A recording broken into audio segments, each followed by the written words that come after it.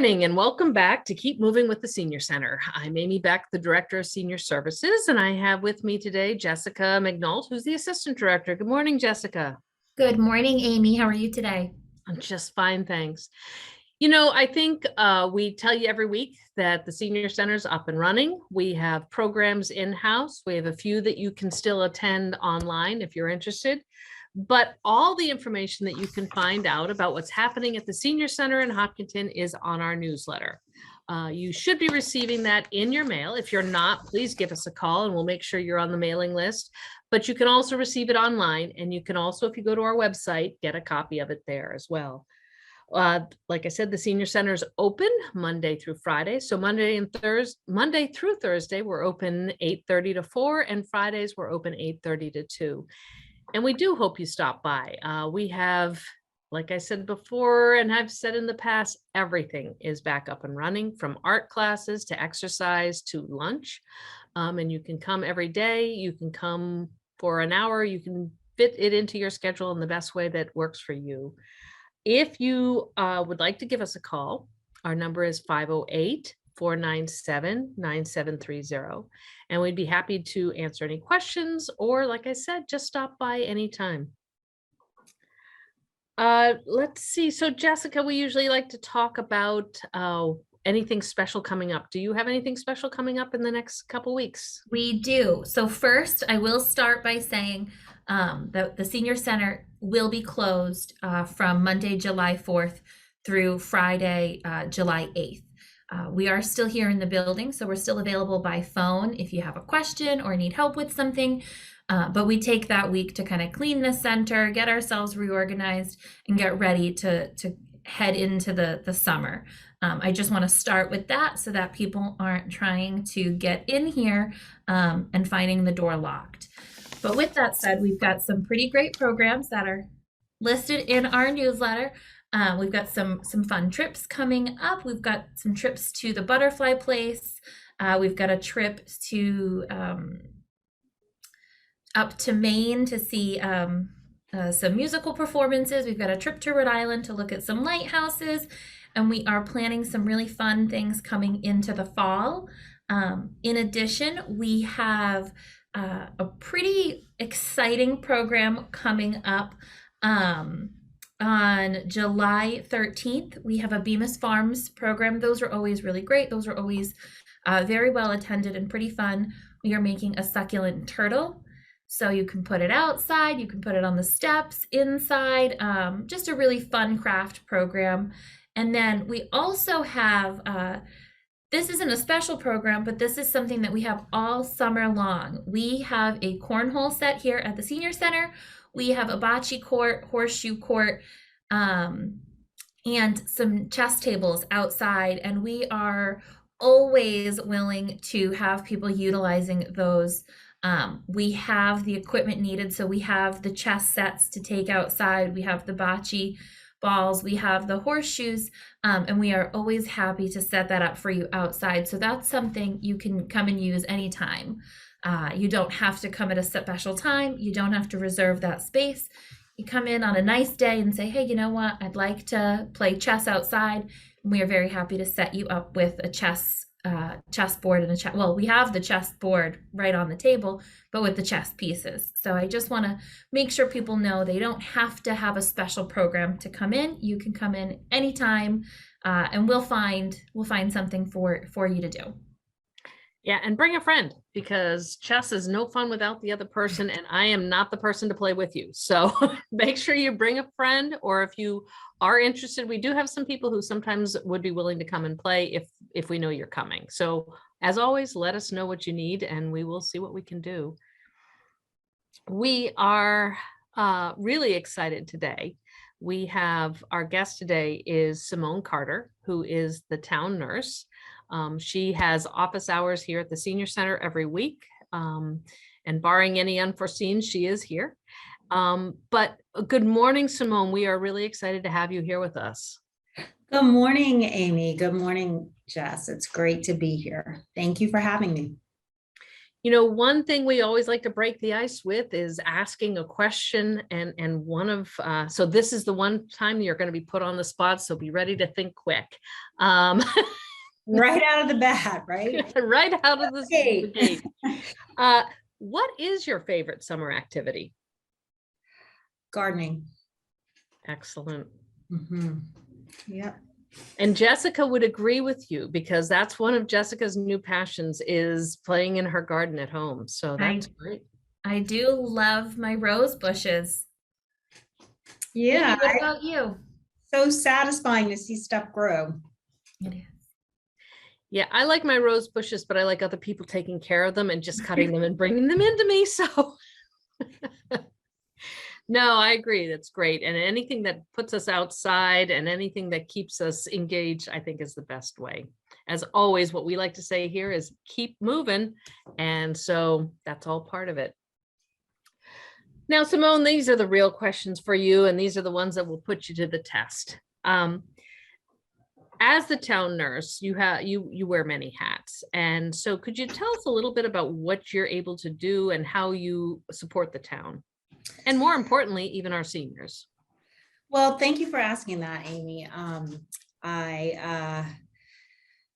We do wear many hats as public health nurses. So as a public health nurse, your role is to look at the community from the whole, as opposed to just individual, although individuals matter and make up our entire community. So part of what we do is try and stay in touch and get to know our community so that we can best serve where services are needed. So in Hopkinton, we provide service for helping kids get caught up on vaccines. We do the same thing with adults if they need it. We do screening clinics for blood pressure, med checks. We want to make sure that our policies that are a part of the town are supporting the overall general health of the town. We follow communicable diseases. I think my favorite plug for public health is that if public health is going the way that it should in a perfect world, no one realizes that it's happening. It's under the radar. So for instance, my best example, I think lately would be COVID, right? Until that came up, no one really, you didn't have your finger on constant disease surveillance or anything, because all of that happens underneath, behind the scenes. So like, for example, right now, in Hopkinton, this is the summer. As you know, we all like to be outside. So this is a big time for mosquito bites and tick-borne illnesses.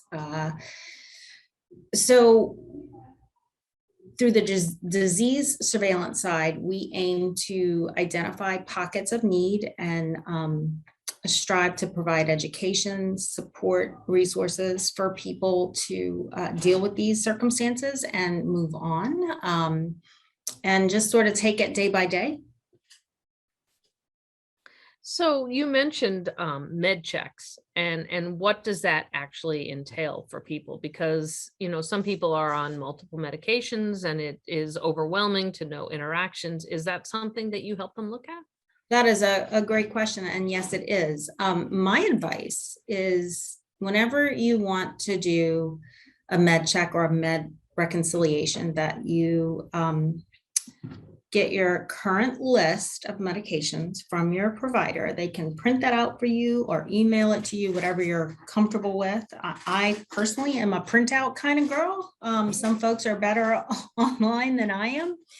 But if you get your medication list and then you put all your medications in a bag and you come to the clinic and sit with me or give me a call or something, we can go through each medication and identify which is which. Some folks may need a little bit more service than that. So some folks may need help sorting them out and making sure that everything is current.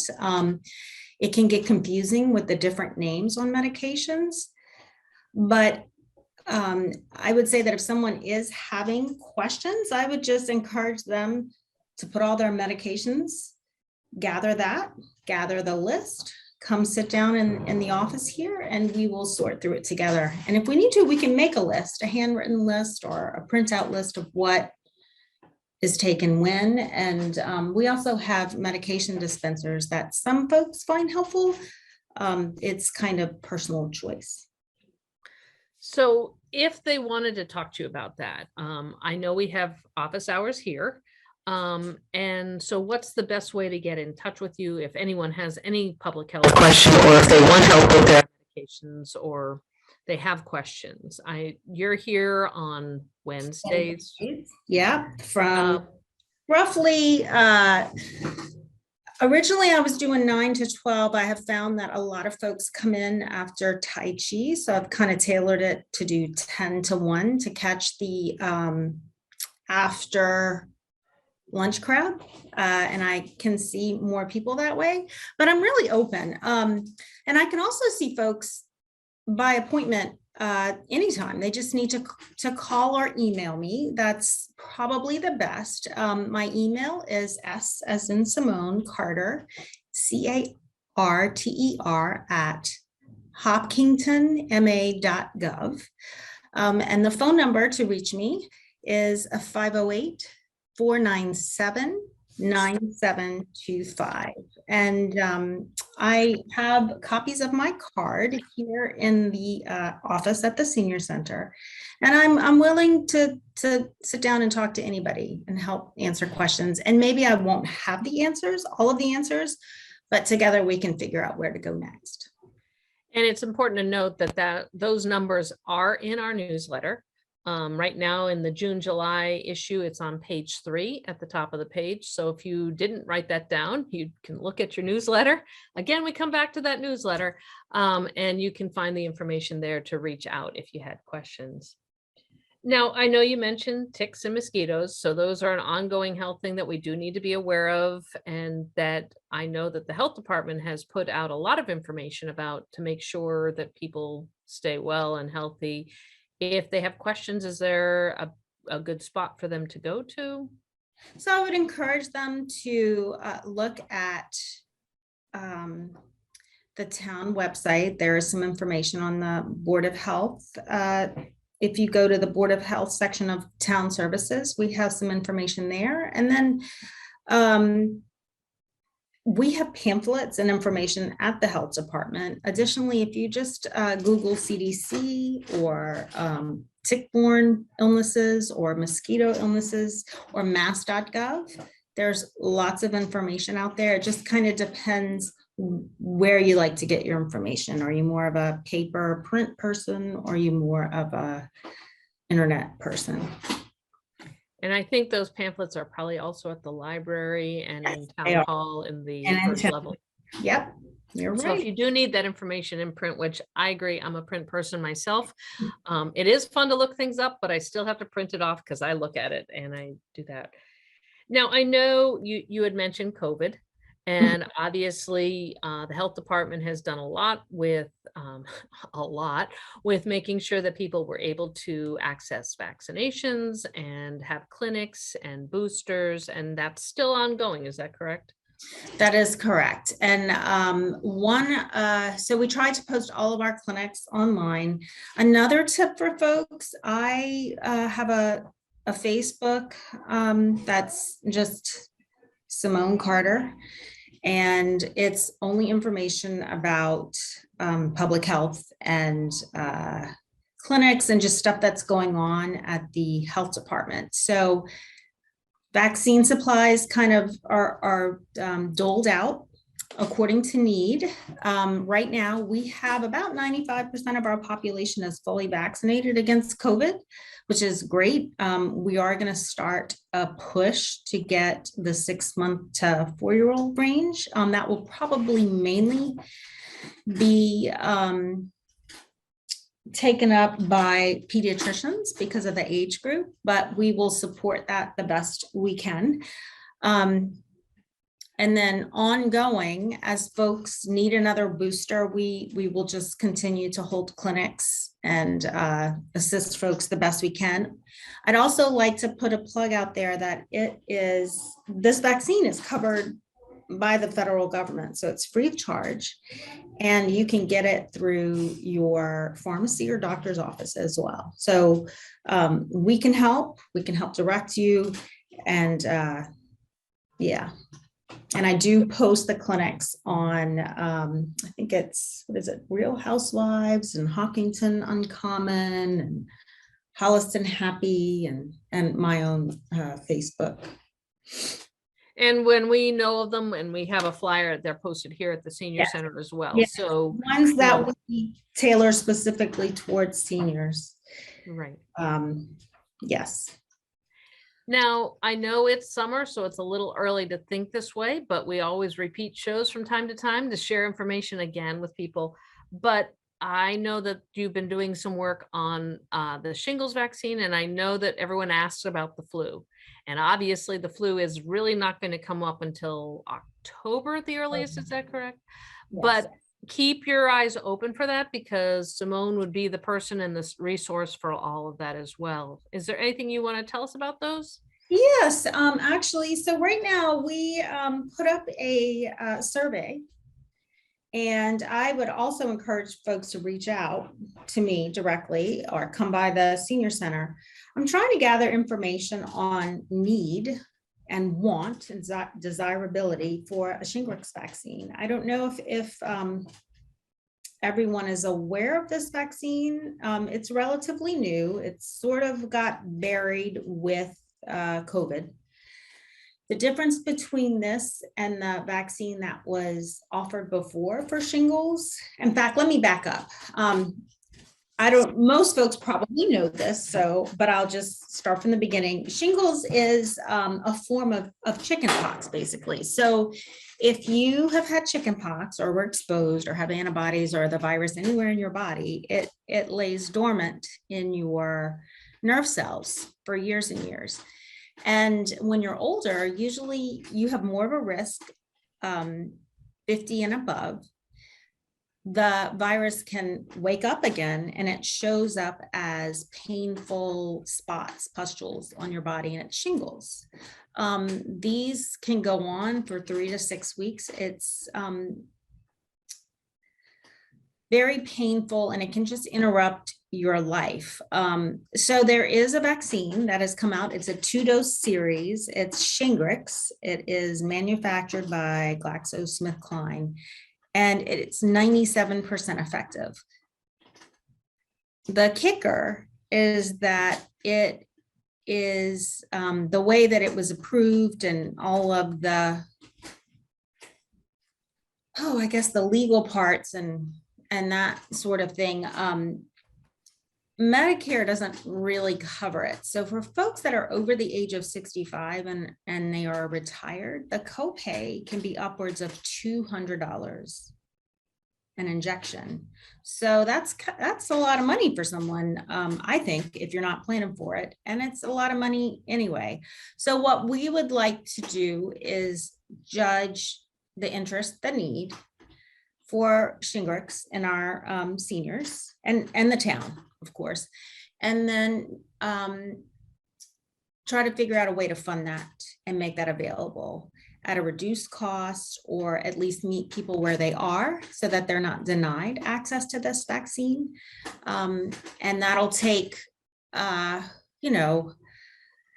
applying for a grant and setting a few things up, but we're at the planning stages of this. And I think that would be a huge benefit for our folks, but I am interested to hear from everyone in town themselves. Some states do cover the vaccine under their health programs, like North Carolina. Massachusetts is not one of those states. I don't see that happening anytime soon, but I do think that there's a way around it. So I'm looking to help us find that. So please reach out and let me know what you think. And that's Shingrix. And feel free to interrupt anytime, Amy, because I will talk all day. But as far as flu, we will have annual flu vaccines. It's best to wait until at least October, because as I'm sure everyone knows, it's a yearly vaccine because the virus mutates. And what happens is the year before, the drug companies are researching to see what viral strain, part of the surveillance that I talked about earlier, is going to be most likely the most prevalent, so that when they tailor the flu shot and make it, it attacks that particular variant of flu, that strain of flu. Similar to the COVID vaccine, the flu vaccine has a maximum period of efficacy and efficiency against preventing illness within that first 6 months. So that's why it's really best to wait till October, because our flu season here doesn't start until a little bit later, and it can go on for quite some time. 2 shots are not recommended, only 1 shot is recommended. So it's best to just sort of wait till October or so, get your flu shot, and then that should carry you through to the next year. And then finally, the other plug I want to put out there is that we have started we're starting grassroots here, something called the Healthy Brain Initiative, which really does go hand in hand with the Senior Center and Dementia Friends, and it's all about healthy aging. I'm sure most of you know that the baby boomers are all getting a little older now, and we will have a lot of people that are aging by 2030. And with that, the numbers of dementia and Alzheimer's increase. People are living longer. So it will end up being a public health issue. So what we can do as communities is start to partner with our shareholders and our community to do what we can to support folks as they age. The crux of this is that what we do for other chronic diseases like heart disease, diabetes, those kind of things, what's good for your heart and kidneys and lungs, diabetes, that's also good for your brain. So the takeaway is that a lot of it is preventable, 1. So all those healthy things that you do for the rest of you is helping your brain. 2, your brain is an organ just like your heart, your lungs, your kidneys. So we have to take care of that the same as we do all the rest of us.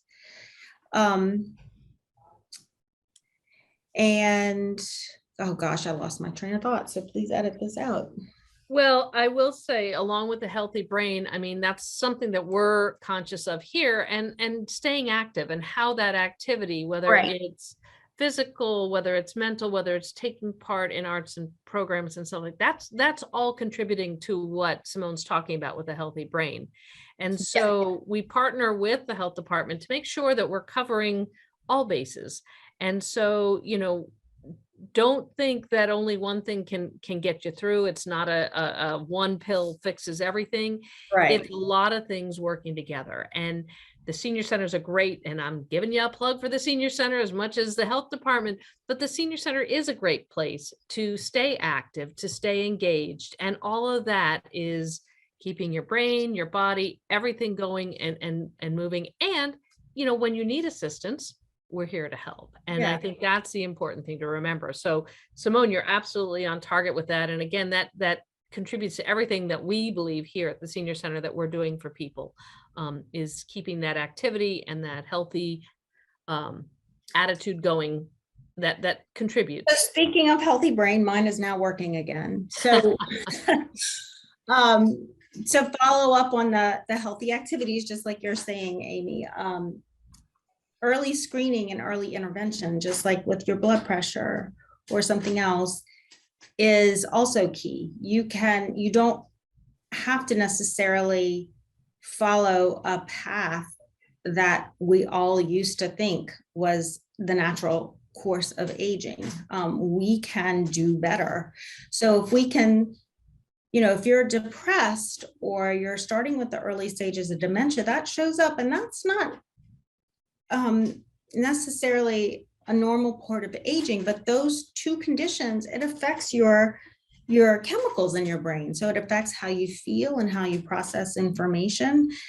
And depression and dementia go hand in hand, and it's not, it's due to the brain chemistry. It's not anything that you did or didn't do or chose. It's the brain chemistry. So with medication, exercise, healthy diet, sleep, staying engaged, early intervention, that is the sort of things that we can do, we have in our toolkit to stave things off. And the other piece of this is to make sure that we involve our community and our caregivers, because it takes the whole community to come together to make this community a real safe place for elders, and just to make sure that as a population, we are aging. It's part of life, but we do it healthy. No, and that's it exactly, Simone. I appreciate you talking about that, because that is something that we're always working towards here, and it's part of the whole community partnership. Yes. No one organization takes care of everything. As a community in Hopkinton, we work together, and whether it's the health department and the senior center or the library or the fire and police, and all the organizations in town, we're all working together to make Hopkinton a safe, healthy, wonderful place, not for families alone, but for seniors, for everyone who lives here. And that's a big part of what we're after. So that's a great tie-in to bring us back to where we are here at the Senior Center. But I will say, Simone, thank you as always for coming in. If you have any questions, check the website, check your newsletter. You can find Simone's contact information, and you can get our information as to what things we have going on here.